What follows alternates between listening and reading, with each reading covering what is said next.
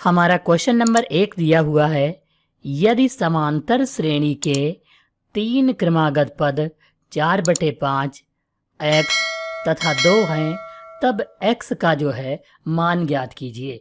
तो यहाँ पर जो है समांतर श्रेणी के 3 क्रमागत पद दिए हुए हैं।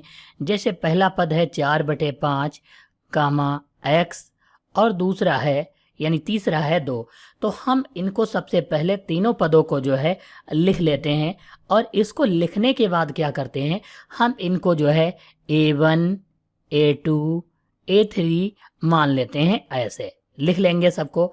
अब देखो, जब हम समांतर श्रेणी के सवालों को हल करते हैं तो जो दो पदों का डिफरेंस होता है यानी दूसरे वाले पद से पहला वाला पद घटाते हैं, उसको हम कहते हैं d। यानी a2 माइनस a1 बराबर d होता है। यह किसके बराबर होता है? d के बराबर। इसको हम क्या कहते हैं? सर्वांतर कहते हैं। इसे क्या कहा जाता है? सर्वांतर कहा जाता है। तो यहाँ पर d की वैल्यू क्या है? ये जो है सर्वांतर है। ऐसे ही अगर 3 पद दिए हों तो हम तीसरे वाले से दूसरा पद घटाएंगे यानी a3 माइनस a2 घटाएंगे और इनकी भी वैल्यू जो आएगी सेम आएगी। अगर 4 पद दिए हुए हैं तो हम a4 माइनस a3 करेंगे और इनकी भी वैल्यू जो है क्या आएगी? सेम वैल्यू आएगी। तो यहाँ पर हम समझ लेते हैं a1 a2 ये जो दिए हुए हैं, ये पहला पद, दूसरा पद और तीसरा पद, ये यहाँ पर 3 पदों को जो है यहाँ दिखाते हैं ये। अब हम करेंगे क्या? देखो, इन दोनों पदों की वैल्यू देखो, हम a2 माइनस a1 करते हैं तो भी d आता है, a3 माइनस a2 करते हैं तब भी d आता है। अगर जो सब में ऐसे ही d आता है तो उसका मतलब वह जो है समांतर श्रेणी है। अब हम इस सवाल को हल करने के लिए केवल इन्हीं दो पदों का जो है यूज करेंगे। दोनों में d का मान बराबर है, इसलिए दोनों को हम इक्वल रख लेंगे। तो अब यहाँ पर देखो a2 माइनस a1, फार्मूला क्या लगाएंगे? a2 माइनस a1 बराबर a3 माइनस a2। यानी हम दूसरे वाले पद से पहला पद घटाएंगे और बराबर रखेंगे तीसरे वाले पद से दूसरा पद घटाएंगे।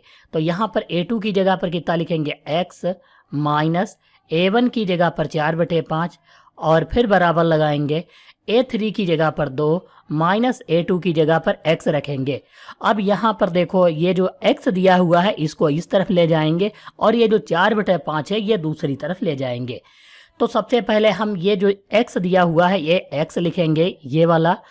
अब ये प्लस का, ये माइनस का x इधर आएगा तो प्लस का x हो जाएगा और फिर बराबर लगाएंगे। ये 2 जैसे लिखा हुआ था बराबर के दूसरी तरफ, हम बिल्कुल वैसे ही लिख लेंगे। अब यहाँ से 4/5 ये जो माइनस का है उधर जाएगा तो प्लस का 4/5 हो जाएगा, इसे हम लिख लेंगे।